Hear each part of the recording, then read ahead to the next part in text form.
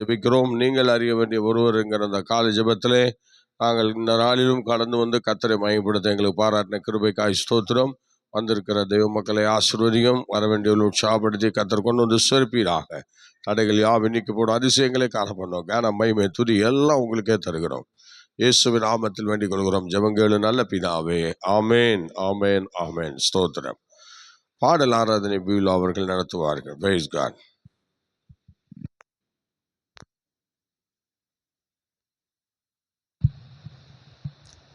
ஹல்லேலூயா. கர்த்தருடைய பரிசுத்த நாமத்துக்கு மகிமை உண்டாவதாக. நாம் இப்பொழுது கூட கர்த்தரை பாடி அவருடைய நாமத்தை நாம் கீர்த்தனம் பண்ணுவோம். கர்த்தர் நல்லவர், அவர் கிருபை என்றும் உள்ளது. ஹல்லேலூயா. நாம் அப்படியே இருக்கிற இடங்களிலே எழுந்து நின்று நாம் தேவனுடைய நாமத்தை நாம் மகிமைப்படுத்துவோம். இயேசுவே உம்மை நான் ஏற்றுக்கொண்டேன், இயேசுவே உம்மை நான் ஏற்றுக்கொண்டேன், என் எல்லைகளை உமக்கு நான் கொடுத்து விட்டேன், என் எல்லைகளை உமக்கு நான் கொடுத்து விட்டேன், இயேசுவே உம்மை நான் ஏற்றுக்கொண்டேன், இயேசுவே உம்மை நான் ஏற்றுக்கொண்டேன், என் எல்லைகளை உமக்கு நான் சொல்லுமா, என் எல்லைகளை உமக்கு நான் கையளவு மேகம் வந்தா என் எல்லை எல்லாம் ஈரமாகிடும், கையளவு மேகம் வந்தா என் எல்லை எல்லாம் ஈரமாகிடும்,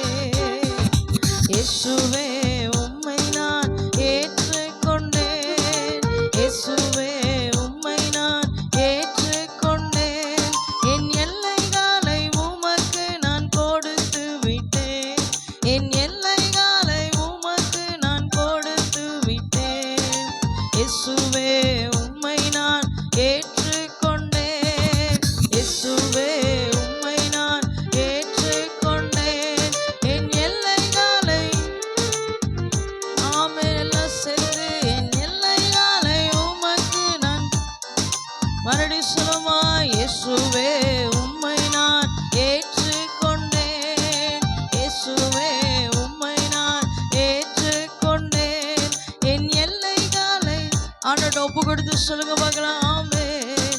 என் எல்லைகளை ஆமென். இயேசுவே உம்மை நான் ஏற்றுக்கொண்டேன், இயேசுவே உம்மை நான் ஏற்றுக்கொண்டேன், என் எல்லைகளை உமக்கு நான் கொடுத்து விட்டேன், என் எல்லைகளை உமக்கு நான் கொடுத்து விட்டேன், நீதியும் சமாதானமும் பரிசுத்தாவி சந்தோஷமும், நீதியும் சமாதானமும் பரிசுத்தாவி சந்தோஷமும் இவ்வுலகில் அனுபவித்தார், இவ்வுலகில் அனுபவித்தார், நாம் பரலோகம் சென்றிடலாம், நாம் பரலோகம் சென்றிடலாம்,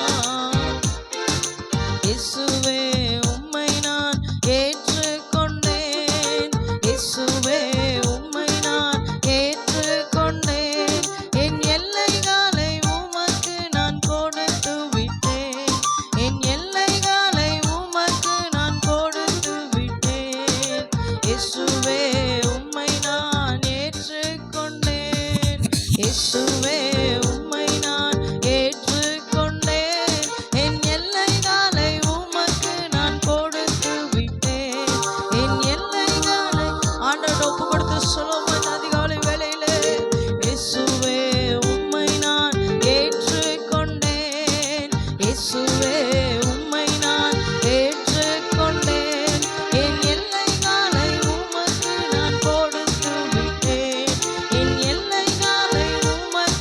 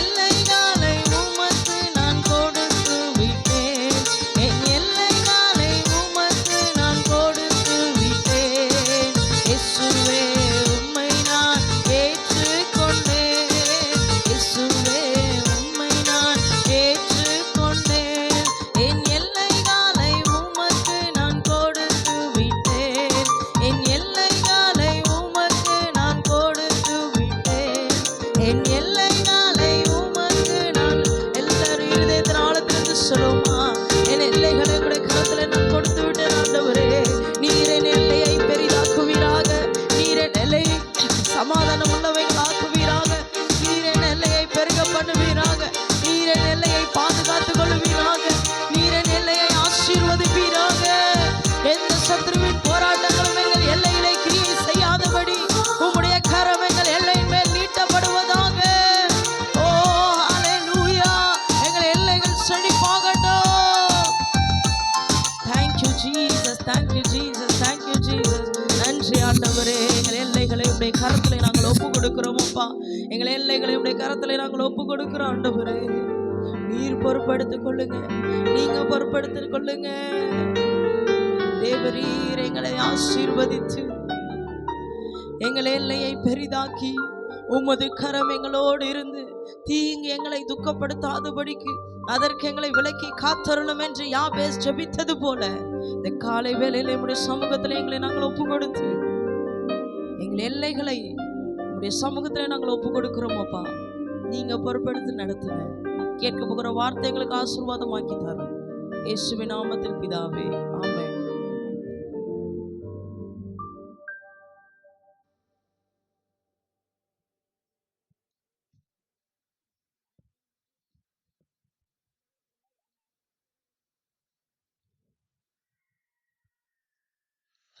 ஹல்லேலூயா, ஹல்லேலூயா.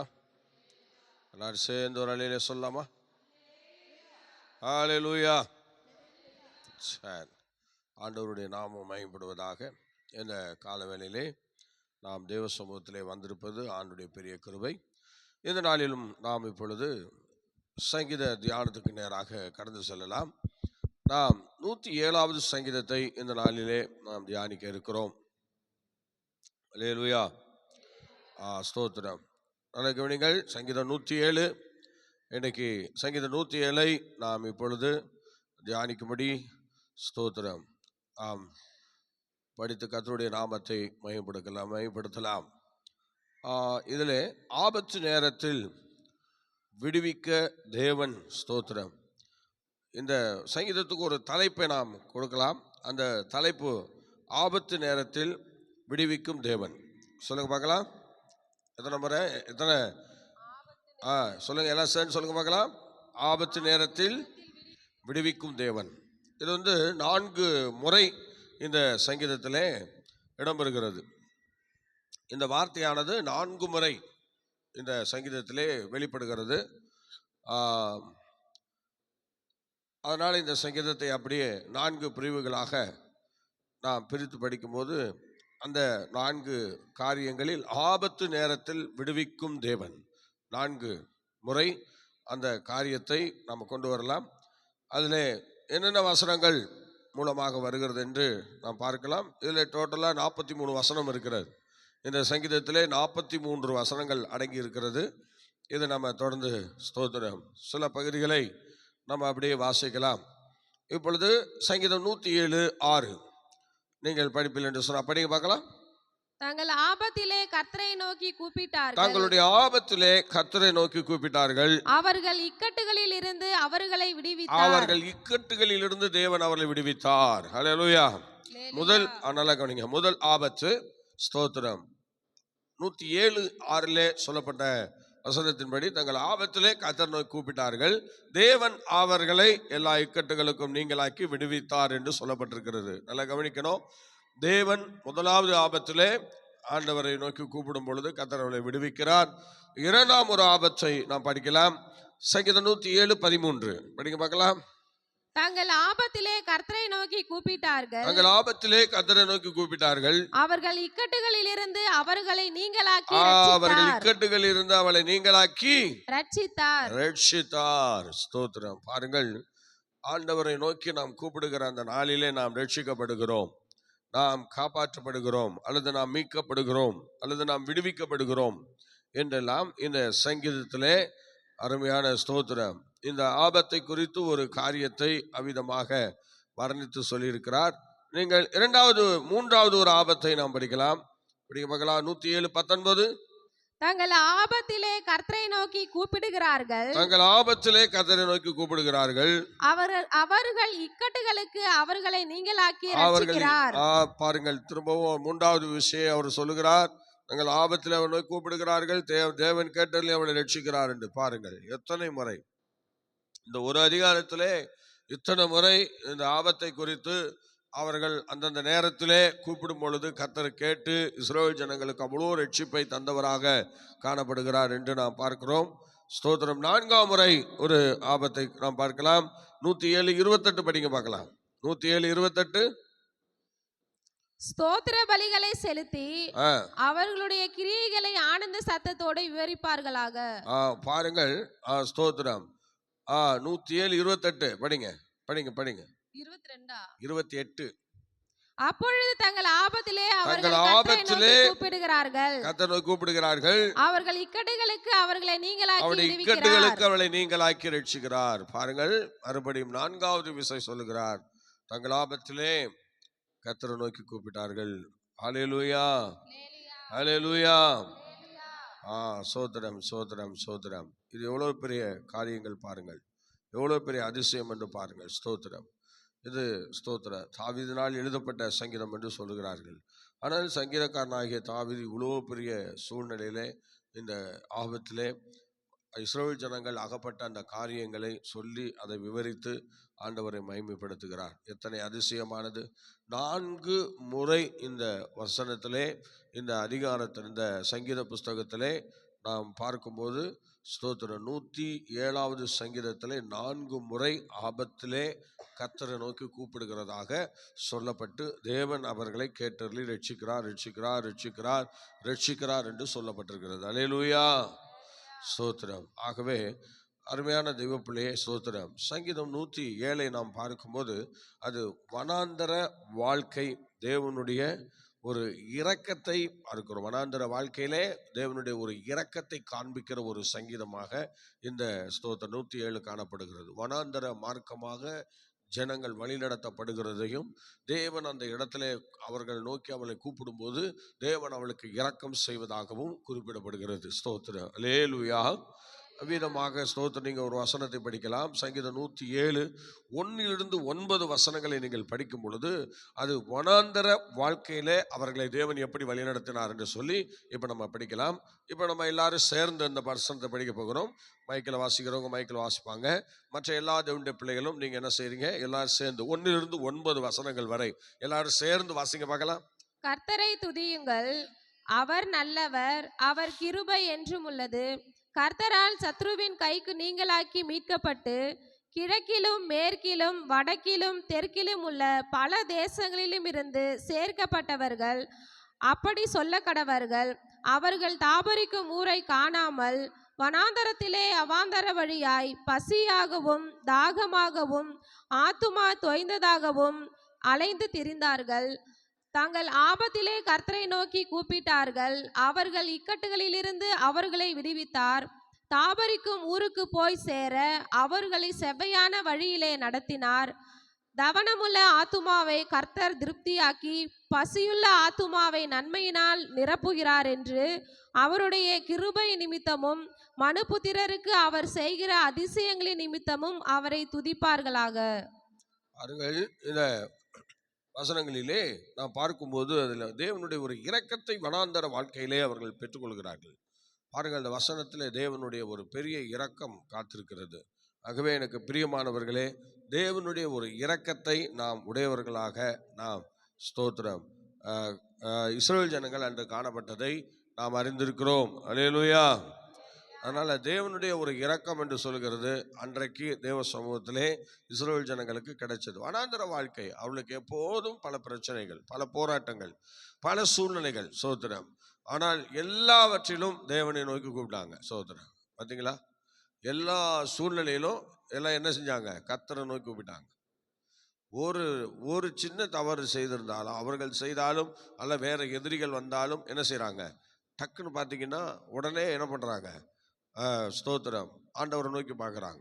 ஆனால் கர்த்தர் பாருங்க, அவரை நோக்கி பார்க்கிற எல்லா நேரத்திலும் தேவன் அவளை ரட்சிக்கிறார் ரட்சிக்கிறார் இரக்கம் செய்கிறார் விடுவிக்கிறார் என்று தான் வருகிறார். ஆண்டவர் ஒரு நாளும் அவர் கைவிடவில்லை. இன்னைக்கு நமக்கும் நிறைய வனாந்தர வாழ்க்கை போன்ற நிறைய விஷயங்கள் வரலாம். அநேக நம்ம நினைச்சிட்டு இருக்கலாம், நம்ம கேட்கறதுக்கெல்லாம் கர்த்தர் செய்வாரா? கண்டிப்பா செய்வார். சில பேர் அதை ஆண்டவர்கிட்ட சொல்ல மாட்டாங்க. இப்போ நமக்கு இருக்கிற கஷ்டங்கள், சில காரியங்கள் எல்லாம் கர்த்தர்கிட்ட சொல்றதே இல்லை. ஏன்னா உதாரணமா வச்சுங்களேன், இப்போ ஒரு வியாதி வருது. ஒரு வியாதி வந்த பிறகு உடனே என்ன பண்றோம்னா கர்த்தர்கிட்ட சொல்றது இல்லை, நேரம் என்ன பண்றோம், மருத்துவரை நோக்கி என்ன பண்றோம், போயிடுறோம். சோதனை யோசிச்சு பாருங்க. இதே போலதான் நாம ஞானத்திற்கு எப்படி அதுல இருந்து வெளியே வரலாம்னு சொல்லி பார்த்து அதுல இருந்து நம்ம வெளியே வர்றதுக்கு ஏற்பாடு செய்கிறோம். ஆனால் உண்மையாகவே இஸ்ரவேல் ஜனங்கள் அப்படி செய்ய முடியாது. அவங்க போற வாழ்க்கை வனாந்தர வாழ்க்கை. அந்த இடத்துல வேற எந்த ரட்சிப்பும் இல்லை, யாருடைய பாதுகாவலும் இல்லை, யாருடைய உதவியும் இல்லை.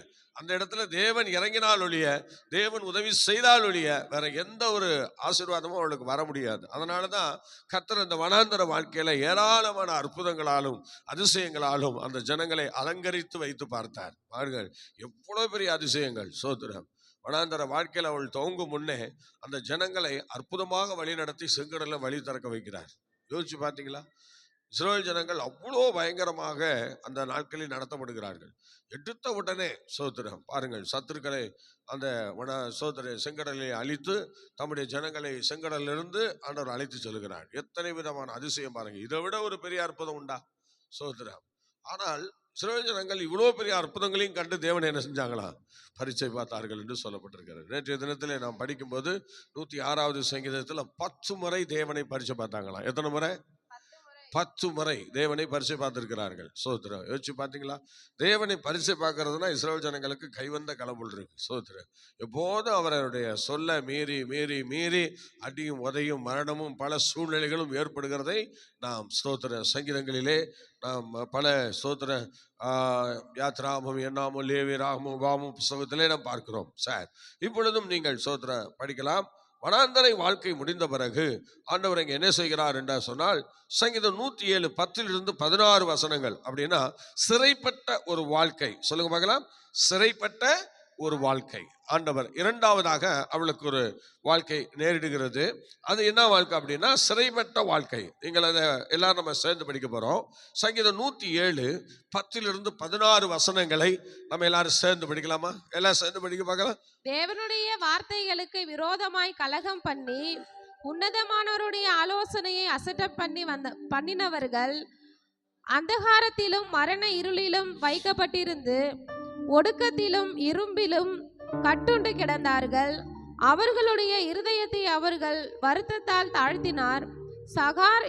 சகாயர் இல்லாமல் விழுந்து போனார்கள். தங்கள் ஆபத்திலே கர்த்தரை நோக்கி கூப்பிட்டார்கள். அவர்கள் இக்கட்டுகளிலிருந்து அவர்களை நீங்களாக்கி ரட்சித்தார். அந்தகாரத்திலும் மரண இருளிலும் இருந்து அவர்களை வெளிப்பட பண்ணி அவர்கள் கட்டுகளை அறுத்தார்.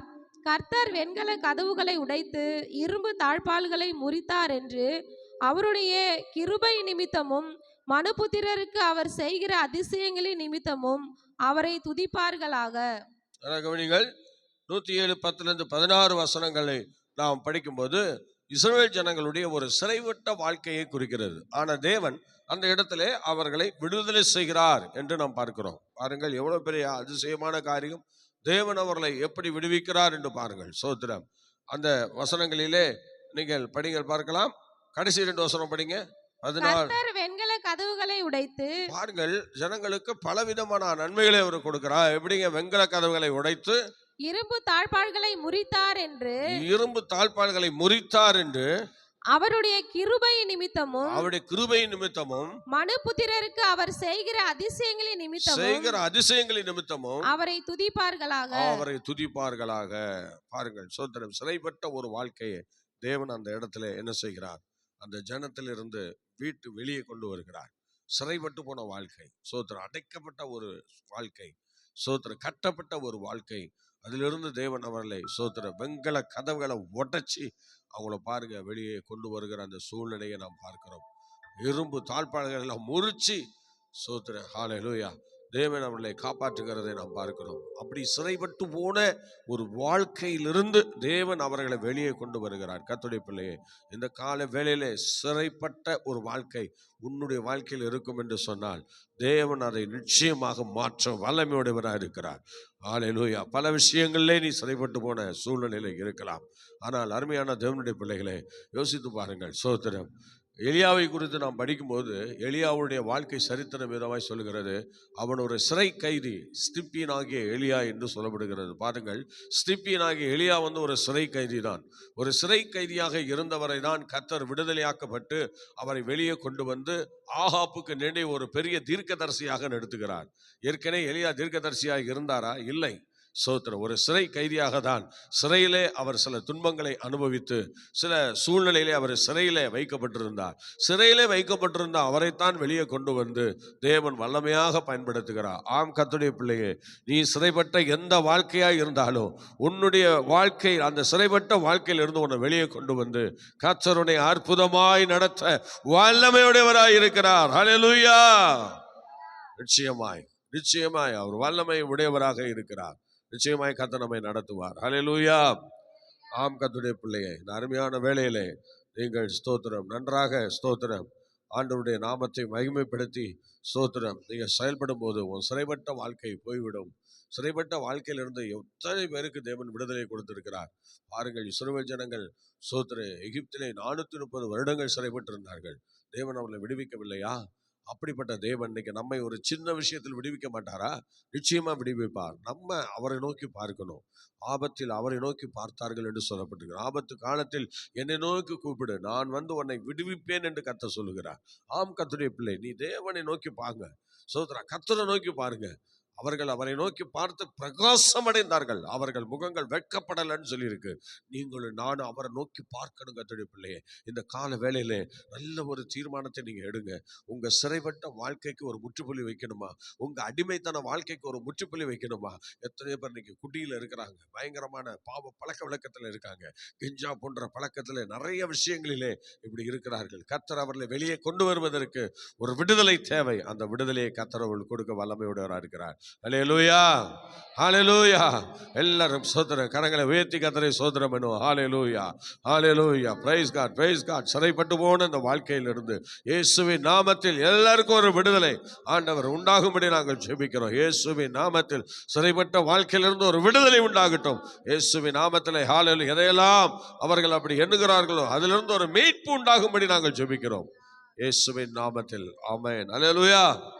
ஸ்தோத்திரம். நெக்ஸ்ட் அடுத்தது ஒரு வசனங்களை படிக்கலாம். 107வது சங்கீதம் 22 30 வசனங்களை நாம் படிக்கும்போது அதிலே ஸ்தோத்திரம் ஸ்தோத்திரம் 107 17 சாரி 107 17 21 நாம் படிக்கும்போது நோயுள்ள வாழ்க்கையிலிருந்து விடுதலை. சொல்லுங்க பார்க்கலாம். எல்லாரும் சேர்ந்து சொல்லுங்க. நோயுள்ள வாழ்க்கையிலிருந்து விடுதலை. ஸ்தோத்திரம்.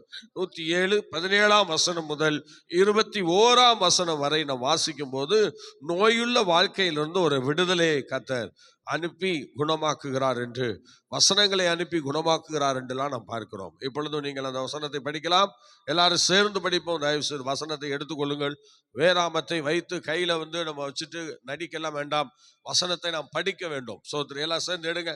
எல்லாரும் சேர்ந்து படிக்க பார்க்கலாம். ஸ்தோத்திரம். நோயுள்ள வாழ்க்கை 107 17 21 எல்லாம் சேர்ந்து படியுங்கள். நிர்மூடர் தங்கள் பாதக மார்க்கத்தாலும் தங்கள் அக்கிரமங்களாலும் நோய் கொண்டு ஒடுங்கி போகிறார்கள். அவர்கள் ஆத்துமா சகல போஜனத்தையும் அரோசிக்கிறது. அவர்கள் மரண வாசல்கள் பரியந்தம் சமீபிக்கிறார்கள். தங்கள் ஆபத்திலே கர்த்தரை நோக்கி கூப்பிடுகிறார்கள். அவர்கள் இக்கட்டுகளுக்கு அவர்களை நீங்களாக்கி ரட்சிக்கிறார். அவர் தமது வசனத்தை அனுப்பி அவர்களை குணமாக்கி அவர்களை அழிவுக்கு தப்புவிக்கிறார். அவர்கள் கர்த்தரை அவருடைய கிருபை நிமித்தமும் மனுபுத்திரருக்கு அவர் செய்கிற அதிசயங்களின் நிமித்தமும் துதித்து. பாருங்கள், இங்கே நோயுள்ள வாழ்க்கை, அந்த நோயுள்ள வாழ்க்கை மரணம் வரையும் அவரை கொண்டு போகிறது. மரணம் வரையும் அவரை கொண்டு போய் நிறுத்துகிறது. தேவன் அவர்களை நோக்கி அவங்க கூப்பிடும்போது, தம்முடைய பிள்ளைகள் கூப்பிடும்போது தேவன் அவரை விடுதலை செய்கிறார் என்று சொல்லப்பட்டிருக்கிறது.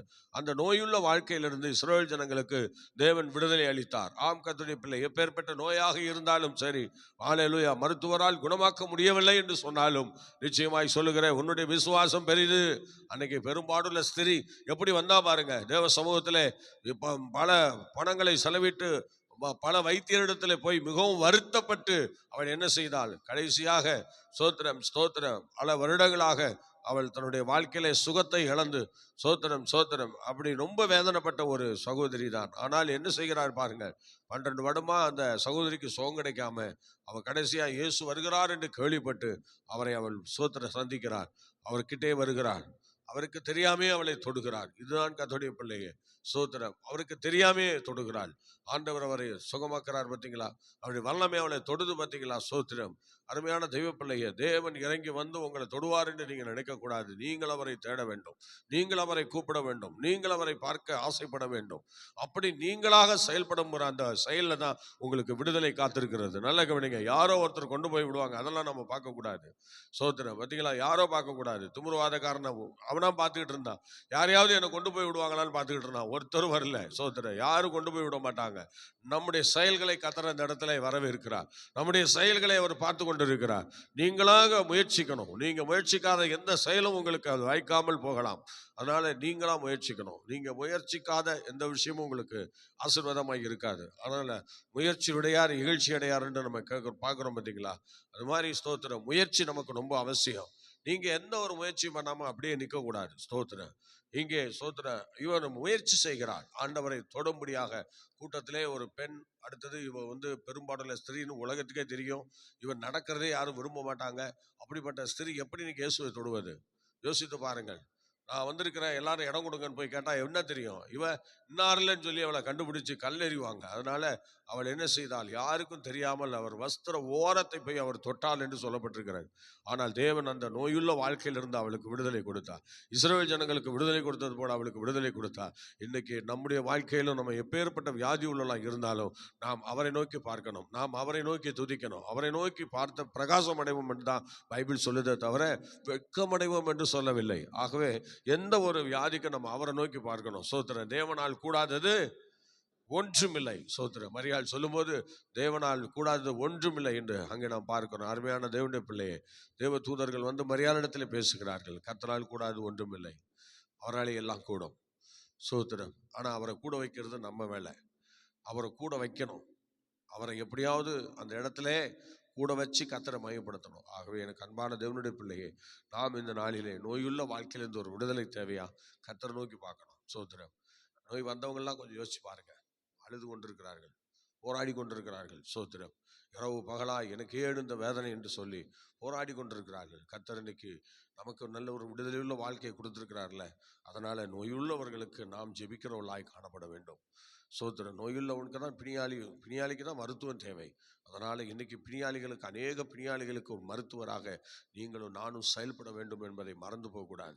அவளுக்காக ஜெபிக்கணும், அவளுக்காக நல்ல அட்வைஸ் பண்ணணும், அவளை ஆற்றணும், தேற்ற வேண்டும்.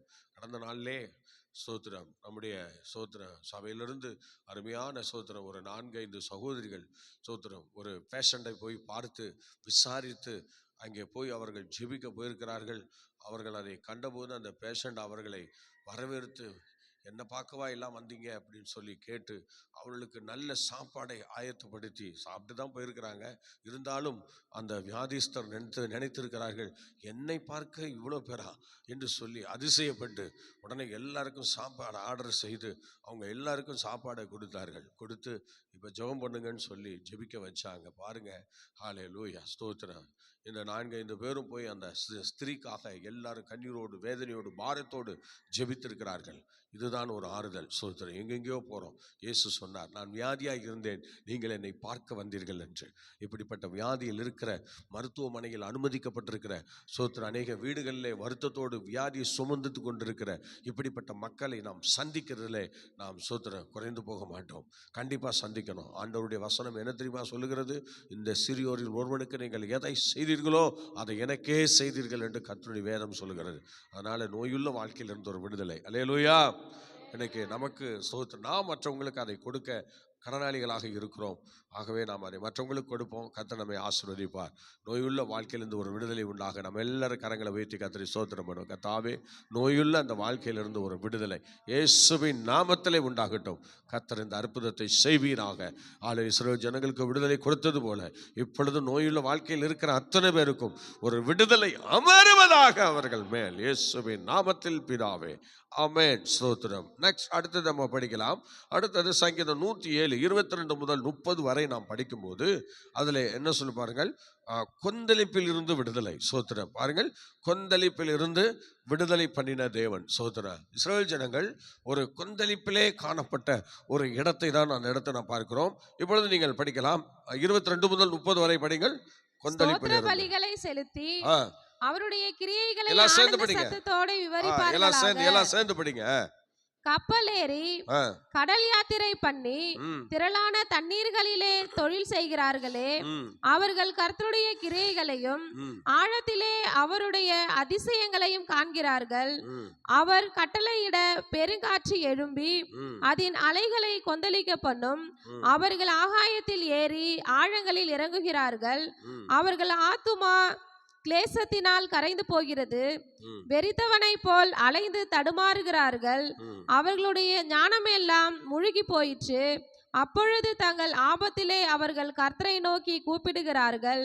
அவர்கள் இக்கட்டுகளுக்கு அவர்களை நீங்களாக்கி விடுவிக்கிறார். கொந்தளிப்பை அமர்த்துகிறார். அதன் அலைகள் அடங்குகின்றது. அமைதல் உண்டானதின் நிமித்தம் அவர்கள் சந்தோஷப்படுகிறார்கள். தாங்கள் நாடின துறைமுகத்தில் அவர்களை கொண்டு வந்து சேர்க்கிறார். அல்லேலூயா. பாருங்கள், கொந்தளிப்பில் இருந்து அவளுக்கு ஒரு விடுதலையை தேவன் கொடுக்கிறார். அவர்கள் சோத்திரம், கொந்தளிப்பில் இருந்து பயங்கரமான ஒரு விடுதலை தேவன் அவர்களுக்கு கொடுக்கிறார். சோத்திரம். எவ்வளவு பெரிய ஆசீர்வாதம் பாருங்கள். அந்த கடல் கொந்தளிப்பில் இருந்து தேவன் அவளுக்கு விடுதலை கொண்டு அவள் நாடின துறைமுகத்திற்கு தேவன் அவளை கொண்டு வந்து சேர்க்கிறார் என்று சொல்லப்பட்டிருக்கிறது. ஸ்தோத்திரம். அருமையான தெய்வ பிள்ளையே, ஸ்தோத்திரம். நாடின துறைமுகம். நீங்கள் 30 வசனம் படிங்க. அதுல 30 வசனம் அமைதல் உண்டானதின் நிமித்தம் அவர்கள் சந்தோஷப்படுகிறார்கள். தாங்கள் நாடின துறைமுகத்தில் அவர்களை கொண்டு வந்து சேர்க்கிறார். தங்கள் நாடின துறைமுகத்திலே அவர்களை கொண்டு வந்து சேர்க்கிறார். உங்களை என்னையும் அவர் எங்க கொண்டு சேர்க்கணுமோ அங்க சேர்க்கிறதற்கு ஸ்தோத்திரம். ஆண்டவர் ஒரு தூதனை நமக்கு ஆயத்தம் பண்ணி இருக்கிறார் என்று இஸ்ரவேல் ஜனங்களுக்கு அவர் சொல்லுகிறார். பாருங்கள், ஒரு தூதனை உனக்கு முன்பாக நான் ஆயத்தம் பண்ணி இருக்கிறேன். உன்னுடைய ஸ்தானத்துல உன்னை கொண்டு போய் சேர்க்கிறதுக்கு நான் என்ன செய்யறேன், ஒரு தூதனை ஆயத்தம் பண்ணி இருக்கிறேன்னு சொல்றார். ஆகவே எனக்கு அன்பான தேவனுடைய பிள்ளையே, ஆண்டவர் அவருடைய ஸ்தானத்துல நம்ம கொண்டு போய் சேர்க்கும் வரை ஆண்டவருடைய தூதர்கள் நமக்கு முன்பாக சென்று நம்மை சிறப்பாய் வழிநடத்த வல்லமையுடையவர்களாய் இருக்கிறார்கள். அல்லேலூயா.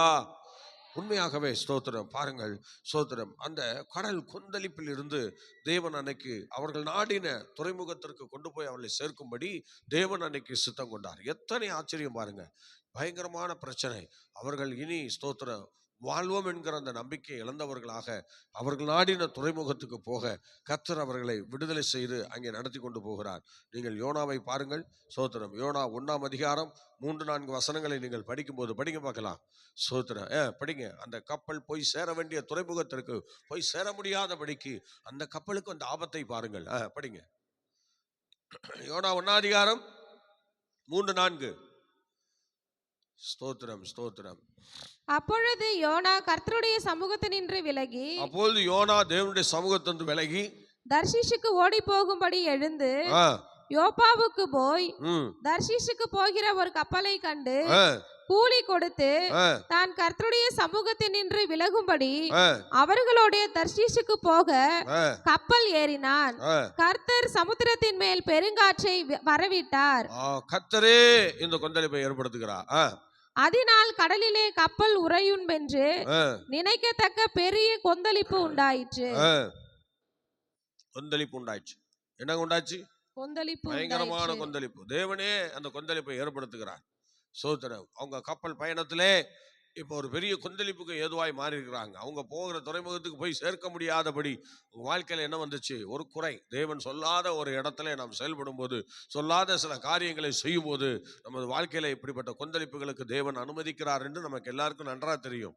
சோதரம். ஏன் இந்த கொந்தளிப்பு என்று சொல்லும் போது ஆண்டவருடைய வார்த்தைக்கு விரோதமாக அவன் செயல்பட்டான். யோனா எங்க போகாதன்னு சொன்னாரோ அங்கதான் இவர் போறார். சோதரம். அவர் சொன்ன இடத்தை விட்டுட்டு இவர் என்ன பண்றாரு? ஸ்தோத்திரம். ஆண்டவர் சொன்னது நினைவுக்கு போடான்னு. இவன் எங்க போறான்? தர்சீசுக்கு போறான். எல்லாம் மனசு மாமிசம் விரும்புறது போல அநேகருடைய வாழ்க்கை போகிறதுனால்தான் வாழ்க்கையில ஒரு திருப்தி இல்லாம போகுது. வாழ்க்கையில எந்த விதமான ஆசீர்வாதமும் இல்லாம போகுது. இருக்கிறதெல்லாம் கறக்கப்படுகிறது. இருக்கிறதா பாத்தீங்களா? அவனை கண்ணாம்னா உழைச்சி வச்சிருந்த அவ்வளவு காரியங்களையும் அடுத்தடுத்த வசனங்களை படிக்கும் போது எல்லா பொருட்களையும் தூக்கி கடல்ல போட்டாங்க. அந்த கொந்தளிப்பு யார் மூலமா வந்துச்சு? ஒருவன் கீழ்ப்படியாமல் போகிறது நிமித்தம் அந்த கொந்தளிப்பு. இப்ப என்னாச்சு, மற்றவங்க பொருளும் அந்த இறையாவது பாருங்க, எல்லா பொருட்களையும் கடல்ல தூக்கி எறிகிறாங்க. சோத்திரம். அந்த கொந்தளிப்பு நிறுத்தப்படுமே, தண்ணி உள்ள வராம இருக்கிறதுக்கு எல்லா பொருளும் போச்சு. பொருள் சேதங்கள் பாத்தீங்களா, எல்லாரையும் தூக்கி வெளியே எறிஞ்சுட்டு அதுக்கப்புறம் தான் என்ன செய்யறாங்க, படகை ஓட்டினாலும் படகு போகல. அப்புறம் சீட்டு போட்டு பாக்குறாங்க. அப்புறம் திரும்ப யோனா பேர்ல அது விழுது. சோத்திரம். அதுக்கு பிறகுதான் யோனா என்ன கடல்ல தூக்கி போட்டிருக்கேன்னு சொல்றேன். அவ உடனே அவரை கடல்ல தூக்கி போட்ட பிறகு கொந்தளிப்பு நின்றுச்சு. நல்லா கவனிங்க. சில பேர் சோதரன் என்ன சொல்றதுன்னா, அநேகர் சொல்லுவாங்க, என்னை என்ன செய்யுங்க, கடல்ல வேணாலும் தூக்கி போடுங்க, ஆனா நான் பாவத்தை விட மாட்டேன், நான் மன்னிப்புலாம் பெற மாட்டேன், பாவத்தை விட்டு நான் ஆண்டவருக்கா பரிசுத்தமா வாழ மாட்டேன்னு சொல்லி சில பேர் இன்னைக்கும் பிடிவாதமா இருக்காங்க. சோத்திரம். ஹல்லேலூயா. உங்களுக்கு வேணா கடல்ல வேணா தூக்கி போட்டுருங்க என்ன. சோத்திரம். எப்படி பார்த்தீங்களா, தேவனே அந்த இடத்துல வேதனைப்படுகிற அளவுக்கு செயல்படுகிறார்கள். அப்போ தேவன் கடல்ல தூக்கி போடுறதுக்கு என்ன பண்ணுவார், அனுமதி தான் தருவார். சோத்திரம். என்ன செய்வார், சோத்திரம். எப்படியோ கப்பல் சேதம் இல்லாமல் இருக்கணும்ல, அதனால சோத்திரம். அந்த இடத்துல யோனா கூட பயணிட்டு அந்த ஜனங்களை காப்பாற்றுவதும் தேவனுடைய சித்தம் தானே. சோத்திரம். அதனால தேவன் அந்த ஜனங்களை காப்பாற்ற வேண்டுமாக சோத்திரம். இப்ப யோனாவை தூக்கி கடல்ல தூக்கி போட்டார். பொருளாசைக்காரன் தன் வீட்டை கலைக்கிறான், தன் பயணத்தை கலைக்கிறான். பாருங்கள், பொருளாசை தேவையில்லை. சோத்திரம். பொருளாசை எங்க இருக்கோ, சோத்திரம், கீழ்ப்படியாமையின் ஆவி எங்க இருக்கோ அங்கே எல்லாம் நஷ்டம்தான் ஆகும். சோத்திரம். இத்தனை ஆண்டு காலமா கட்டி சேர்த்து வைத்த எத்தனையோ பேருடைய பொருட்கள் எல்லாம் இன்னைக்கு கடல்ல விரயமாயிடுச்சு. அல்லேலூயா. நல்லா யோசிச்சு பாருங்க, கடல்ல போய் விரயமாயிடுச்சு. ஆகவே எனக்கு அன்பான தேவனுடைய பிள்ளையே, நீங்கள் தொடர்ந்து தேவ சமூகத்திலே நீங்கள் கீழ்ப்படியாதவர்களாக இருந்தால் இந்த சோத்திரம் கால வேளையிலே உங்களை நீங்கள் யோனாவை சற்று திரும்பி பாருங்கள். அவனால எவ்வளோ பேருக்கு சேதம், அவனால எவ்வளோ பேருக்கு பிரச்சனை. சோத்திரம். ஹல்லேலூயா. உங்க வீட்டில் உங்களால எவ்வளோ பிரச்சனைன்னு உங்களுக்கு தெரியுமா? சோத்திரம். உங்க சபையில உங்களால எவ்வளோ பிரச்சனை தெரியுமா? சோத்திரம். உங்க இடத்துல சோத்திரம், நீங்க போகிற வேலை செய்கிற இடத்துல உங்களால எவ்வளோ பிரச்சனை தெரியுமா? ஆனால் பிரச்சனைக்கு காரணம் யாரையோ நினச்சிட்டு இருக்கீங்க. இல்லை, நீங்க தான் அந்த பிரச்சனை காரணம். சோத்திரம். சீட்டு போட்ட பிறகுதான் தெரிஞ்சது யோனா பர்ல சீட்டு விழுந்தது. அதனால இன்னைக்கும் நம்ம மனசாட்சிக்கு நல்லா தெரியும், நம்மளால தான் இந்த பிரச்சனை, நம்மளால தான் இந்த போராட்டம் என்று நம்ம எல்லாருக்குமே நல்லா தெரியும். தெரிந்தும் கூட என்னை கடல்ல தூக்கி போட்டாலும் போடுங்க, நான் உண்மையா என்ன செய்ய மாட்டேன், மனம் திரும்ப மாட்டேன்னு சொல்லி உங்க மனம் திரும்புகிற அந்த வாழ்க்கையிலிருந்து நீங்க இன்னும் விடுதலை பெறாமல் இருக்கிறீர்கள்.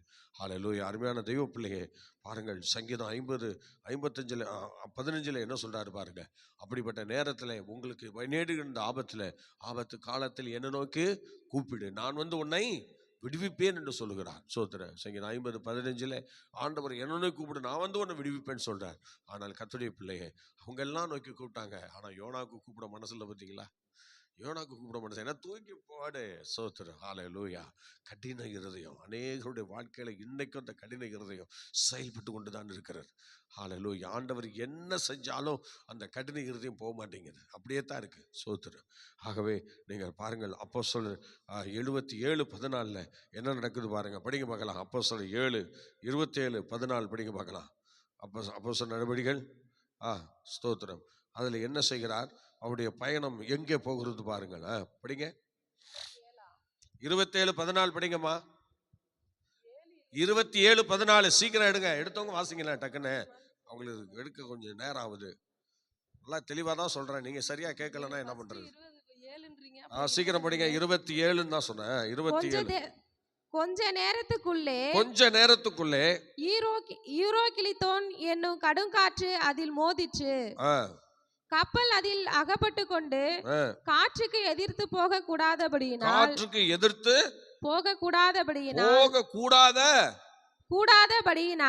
நல்லா கவனிங்க, காற்றுக்கு எதிர்த்து அந்த கப்பல் போக முடியாதபடியினால் காற்றின் போக்கிலே கொண்டு போகப்பட்டோம். காற்றின் போக்கிலே கப்பல் போய் கொண்டிருக்கிறது. சொல்லுங்க, எதுல போயிட்டு இருக்கு? காற்றின் போக்கிலே. காற்று எங்க போகுதோ அங்க போகுது. இப்ப சோத்திரம். அழிவு எங்க போகுதோ அங்க போகுது. சோத்திரம். பிரச்சனை எங்க இருக்கோ அங்க போகுது. போராட்டம் எங்க இருக்கோ அங்க போகுது. சோத்திரம். வழி இல்ல, விடுதலை பண்ண வழி இல்லை. ஏன்னா ஸ்தோத்திரம், அங்கே போகுதுன்னு முன்னமே பவுலுக்கு சொல்லிட்டார் ஆண்டவர். அல்லேலூயா. பவுலுக்கு சொல்லிட்டாரு, பவுலே இன்னைக்கு உன் கப்பல் சேதமடைய போகிறது. தெரிஞ்சிச்சு, பவுலுக்கு தெரிஞ்சிச்சு. அதனால தான் சொல்றாரு, யாரும் பயப்படாதிருங்க, எல்லாரும் பயப்படாதிருங்க. அல்லேலூயா. கப்பல் சேதமே அன்றி எந்த பொருள் சேதம், உயிர் சேதமும் என்ன செய்யாது, உயிர் சேதங்கள் எதுவும் வராதுன்னு சொல்லி ஜனத்துக்கு திடகாத்திரமான ஆலோசனை அவர் சொன்னார். அதனால காற்று போற போக்கிலே போய் அந்த கப்பல் என்ன செய்தது, அல்லேலூயா, ஒரு நல்ல மோதி அடித்து கப்பல் காற்றிலே பலியானது. அதனால அந்த அந்த கப்பலில் இருக்கிற அத்தனை பேரும் கப்பலில் இருந்து தண்ணீரிலே விடப்பட்டார்கள். அவ்வளவு பேரும் அந்த கப்பலுடைய துண்டு பலகைகளை பிடித்து கொண்டு எல்லாரும் கரை வந்து சேர்ந்தார்கள். உயிர் சேதங்கள் இல்லை. கர்த்தர் சொன்னது போல உயிர் சேதங்கள் இல்லை. எல்லாரும் அந்த துறைமுகத்திலே ஹல்லேலூயா கப்பல் சேதங்களால கப்பல் சேதங்களால் உயிர் காக்கப்பட்டு எல்லாரும் அவரவர் கரை வந்து சேர்ந்ததை நாம் பார்க்கிறோம். கர்த்தருடைய பிள்ளையே, பவுலும் அப்படிதான் கரை வந்து சேர்கிறார். கர்த்தர் என்ன வாக்கு பண்ணினாரோ அதை அப்படியே அப்போஸ்தலனாகிய பவுலுக்கு தேவன் அதை அப்படியே செய்தார். கப்பல் சேதங்களை தவிர எந்த உயிர் சேதங்களும் இல்லாம அவங்கள கரை கொண்டு வந்து சேர்த்தார். இந்த கப்பல் சேதம் அடைவதற்கு முன்பாகவே கர்த்தர் அவரிடத்திலே சொன்னார். ஏன்னா கப்பல்ல ஏறின நாட்கள் இருந்து 14 நாட்கள் உணவு இல்லாமல் தேவனை நோக்கி மாத்திரமே பார்த்து கொண்டு வந்தார்கள். அல்லேலூயா, ஸ்தோத்திரம். திடீர்னு இந்த ஒரு காரியத்தை வைத்து திடீர்னு ஒரு நாள் நாங்கள் என்ன செய்தோம், சபையாக 14 நாள் ஸ்தோத்திரம் பவுல் உபவாசம் இருந்திருக்கிறார், நாமும் இருப்போம் சொல்லிட்டு 14 நாள் நாங்கள் இன்னைக்கு உபவாசம் இருந்தோம். உபவாசம் இருந்து ஜெபிச்சுக்கிட்டு இருக்கோம் சபையில். டெய்லி பகலில் சாயங்காலம் வரைக்கும் 14 நாள் முழு நேரம் உபவாச ஜெபம், ஃபுல் டே. அப்படின்னா 14 நாள் சாப்பாடு கிடையாது, எல்லாம் ஸ்தோத்திரம் ஜெபம் பண்ணிட்டு இருந்தோம். என்ன அப்படி செய்ய போறாரு பார்க்கலாம் அப்படின்னு சொல்லிட்டு இருந்தோம். கடைசியில் ஸ்தோத்திரம் ஒரு பயங்கரமான பிசாசு பிடித்த ஒரு மனிதனை அந்த ஜெப நாட்கள்லே கொண்டு வந்து சபையிலே போட்டார்கள். ஸ்தோத்திரம். நாங்கள் அந்த ஆளுக்கு வர்றது எங்களுக்கு தெரியாது, ஆனாலும் கொண்டு வந்து சபையில் போட்டார்கள். அவருடைய குடும்பத்திலே ஒரு பயங்கரமான சூறாவளி காற்று அன்னைக்கு அவளை அழிக்கக்கூடிய நிலையில் அந்த சூழ்நிலை இருந்தது. ஆனாலும் கர்த்தர் அந்த இடத்துல பாருங்கள் அவளை கொண்டு வந்து போட்டார். எங்கே கொண்டு போட்டார்? சபையில் கொண்டு வந்து அவங்க அண்ணன் தம்பி விட்டுட்டு போயிட்டாங்க. யாரும் அவரை விசாரிக்க கூட ஆள் இல்லை. கொண்டு வந்து போட்டு நாங்கள் 14 நாள் நாங்கள் வெறும் சபையினுடைய எழுப்புதலுக்காக ஜெபிக்கிற அந்த நேரத்தில் அவரையும் கொண்டு வந்து போட்டார்கள். அவருக்கு 4 பிள்ளை, 4வது பிள்ளை பிறந்து மருத்துவமனையில் இருக்கிறது. அவருக்குள் ஒரு ஆவி புகுந்து பயங்கரமான செட்டை செய்து அவரை வாழ விடாமல் அழிக்க நிற்கிறது. அந்த ஆவி சொல்லுகிறது, நான் அவனை அழிக்காமல் விட மாட்டேன், அவன் உயிர் எனக்கு வேணும் என்று சொல்லி நிற்கிறது. நாங்கள் முடியாது, இங்கே இயேசுவிடத்தில் வந்து விட்டார்கள், இனி அவன் உயிரை நீ தொட முடியாது என்று சொல்லி போராடி ஜெபித்தோம். கர்த்தர் அந்த 14 நாட்களிலே நான் ஸ்தோத்திரம் இந்த ஓரத்தில் ஒரு ஸ்தோத்திரம் மேலே மாடிப்படி அந்த ஸ்டெப்புக்கு மேலே இது ஒரு ஸ்லாப் போட்டு வச்சுருந்தாங்க. அது மழை பெஞ்சதுனால நான் ஓரத்தில் போய் நின்னேன். ஸ்தோத்திரம். அப்படி நிற்கும்போது பாருங்கள், அப்படி ஜெபம் பண்ணிட்டு கொஞ்சம் வெளியே போயிட்டு வருவோமேன்னு சொல்லிட்டு போனால் மழை, அதனால் அது ஓரத்தில் போய் நின்று அப்படியே நான் அப்படி அந்தாண்ட போகிறேன் பாருங்க. உடனே அந்த ஸ்லாப் அப்படியே உடஞ்சி கீழே விழுது. உடஞ்சி கீழே விழுந்தா நான் அந்த இடத்துல இருந்திருந்தேன்னா நான் அன்னைக்கு பெட்டில் தான் இருக்கணும். ஆண்டவர் பாருங்க, அந்த இடத்துல ஆண்டவர் என்னை அற்புதமாக விடுதலை செய்தார். கர்த்தருடைய நாமத்தில் நான் ஜெபிக்கிற அந்த மனுஷனுக்கு விரோதமாக அந்த பிசாசனுடைய தந்திரம் பாருங்க அங்கேருந்து வந்து அந்த காரியத்தை செய்ததை நான் உணர்ந்தேன். அதுக்கப்புறம் என்னது, நம்ம இவ்வளோ நேரம் நிற்கிற வரைக்கும் அது விழுல, நமக்கு வெளியில் இப்படி வந்ததும் உடனே அந்த ஸ்லாப் விழுதுன்னு சொல்லி அதிசயமாகி போச்சு. ஸ்தோத்திரம். அது ஸ்தோத்திரம் எப்படியும் குறைந்தபட்சம் ஒரு 500 கிலோ இருக்கும் அந்த வெயிட்டு. அந்த 500 கிலோ என் மேலே விழுந்தா என்ன ஆகும்? அது என்னால் ஜீர்ணிக்கவே முடியல. கர்த்தர் அந்த நாளிலே விடுதலை செய்தார். ஸ்தோத்திரம். நம்ம சில நேரத்தில் இந்த மாதிரி பணிகளில் போகும்போது ஒரு விடுதலை தேவை, அது கர்த்தர் நமக்கு தருவார். உடனே ஸ்தோத்திரம் அப்போ புரிஞ்சிட்டோம், அவட பிசாசை நீ தானா அப்படின்னு சொல்லிட்டு அதுக்கப்புறம் விடாமல் அந்த அவருக்கு பிசாசை ஓட்டினோம். ஓட்டி இன்னைக்கு 4 பிள்ளைகளும் அந்த குடும்பமும் இன்னைக்கு சந்தோஷமாக உயிர் வாழ்கிறாங்க. ஸ்தோத்திரம். அவங்க உயிர் வாழ முடியாத ஒரு சூழ்நிலையில் அந்த பிசாசு பண்ணி கொண்டிருந்தது. ஆனால் அதை எல்லாம் விடுவித்து இன்னைக்கு நல்ல ஸ்டேஜுக்கு அவங்கள கொண்டு வந்துட்டோம். அதுபோல் அப்போஸ்தலனாகிய பவுல் கடந்த 14 நாட்களாக அவரும் என்ன செய்தார், கப்பலிலே பசியோடும் சோத்திரம் தாகத்தோடு இருந்திருக்கிறார்கள். ஆனாலும் கர்த்தர் அவளுக்கு பாருங்க நன்மை செய்து அவள் எல்லாரையும் உயிர் சேதங்கள் இல்லாமல் கரை கொண்டு வந்து சேர்த்தார். ஆமென். அல்லேலூயா சொல்லுவோமா? அல்லேலூயா. நாடின துறைமுகத்திலே அவளை கொண்டு போய் சேர்ப்பார். சோத்திரம். 107ஆம் சங்கீதத்தில் 29 27 படிங்க, 27 28 படிக்க பார்க்கலாம். அந்த கொந்தளிப்பை அமர்த்துகிறார். சொல்லுங்க பார்க்கலாம். அந்த கொந்தளிப்பை படிங்க. வெறித்தவனை போல் அலைந்து தடுமாறுகிறார்கள், அவர்களுடைய ஞானமெல்லாம் முழுகி போகிறது. அப்பொழுது தங்கள் ஆபத்திலே அவர்கள் கர்த்தரை நோக்கி கூப்பிடுகிறார்கள். அவர்கள் இக்கட்டுகளுக்கு அவர்களை நீங்களாக்கி விடுவிக்கிறார். கொந்தளிப்பை அமர்த்துகிறார், கொந்தளிப்பை அமர்த்துகிறார். அதன் அலைகள் அடங்குகின்றது, அது அலைகள் அடங்குகிறது. சோத்திரம். பாத்தீங்களா? அது அலைகள் என்ன செய்யுது? அடங்குது. சோத்திரம். ஹல்லேலூயா, ஹல்லேலூயா, சோத்திரம். இயேசுவும் சீசர்களும் கடந்து செல்லும் போது என்ன செஞ்சது? ஸ்தோத்திரம். உடனே காற்று பலமாய் இருந்ததினால் சீசர்கள், ஐயரே நாங்கள் மடிந்து போகிறது உமக்கு கவலை இல்லையா என்று சொல்லி கூப்பிடுகிறார்கள். அப்பொழுதுதான் ஆண்டவர் அங்கே வெளிப்படுகிறார். பயப்படாதிருங்கள் சோத்திரம் என்று சொல்லி அதட்டினார். அப்பொழுது அந்த இடத்துல அமைதல் உண்டாயிடுச்சு, கொந்தளிப்பு நின்றது. பார்த்தீங்களா? அதே போலதான் இங்கே அவருடைய பயணத்திலே, இஸ்ரவேல் ஜனங்களுடைய பயணத்திலே அந்த கொந்தளிப்பை தேவன் அமர்த்தி அவளுடைய துறைமுகத்திலே அவளை கொண்டு போய் சேர்த்தார். இன்னைக்கு உங்களை என்னையும் ஆண்டவர் ஒரு நல்ல துறைமுகத்தில் கொண்டு போய் சேர்க்க போகிறார். அந்த ஸ்தலத்துக்கு போக தான் நம்ம இவ்வளோ பிரயாசங்களை எடுத்து ஒவ்வொரு கால வேளையிலும் ஜெபிக்கிறோம், ஊழியம் பண்ணுறோம், கொடுக்குறோம், பல காரியங்களை கிறிஸ்துக்காக பண்ணுறோம். ஆகவே தொடர்ந்து செயல்படுங்கள், தொடர்ந்து கர்த்தருக்காக நில்லுங்க. ஆண்டுடைய நாள் வந்து கொண்டிருக்கிறது. இயேசு பெருமான் சீக்கிரமாய் வரப்போகிறார். அவரோடு கூட நம்ம இணைத்துக் கொள்வதற்கு தயாராக இருங்கள். எந்த நேரத்திலும் வரலாம், எந்த சூழ்நிலையிலும் வரலாம். அதனால இப்பதான் வருவார் அப்பதான் வருவார்னு இல்லை, நாம் நினையாத நாளிகையிலே மனுஷகுமாரன் வருவார். ஆதலால் நீங்கள் நானும் ஆயத்தமாய் இருக்க வேண்டும். அவர் வரும்போது அவருடைய சமூகத்தில் நீங்கள் நானும் போகணும். அவர் வரும் நாளிலே என்னை காரமா சைத்து அன்பாய் கூப்பிட்டு சேர்த்து கொள்வா. அவர் வரும் நாளிலே என்னை காரமா சைத்து அன்பாய் கூப்பிட்டு சேர்த்து கொள்வா. அவர் சமூகம் அதில் அங்கே அவருடனே ஆடி பாடியே மகிழ்ந்திடுவே. அவர் சமூகம் அதில் அங்கே அவருடனே ஆடி பாடியே மகிழ்ந்திடுவே. ஆனந்தமே பரமானந்தமே, இது மாபெரும் பாக்கியமே. ஆனந்தமே பரமானந்தமே, இது மாபெரும் பாக்கியமே. இந்த பாடலத்தின் சொந்தக்காரர் அவர், எந்த உள்ளத்தில் சொந்தமானா. இந்த பாடலத்தின் சொந்தக்காரர் அவர், எந்த உள்ளத்தில் சொந்தமானா. அவர் வரும் நாளிலே என்னை காரம் அசைத்து அன்பாய் கூப்பிட்டு சேர்த்து கொள்வார். அவர் வரும் நாளிலே என்னை காரம் அசைத்து அன்பாய் கூப்பிட்டு சேர்த்து கொள்வார். அவர் சமூகம் அதில் அங்கே அவருடனே ஆடி பாடியே மகிழ்ந்திடுவே. அவர் சமூகம் அதில் அங்கே அவருடனே ஆடி பாடியே மகிழ்ந்திடுவே.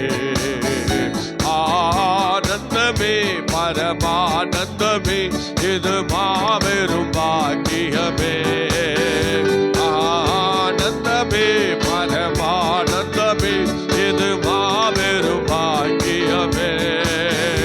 இந்த பாடலத்தின் சொந்தக்காரர் அவர், எந்த உள்ளத்தில் சொந்தமனா.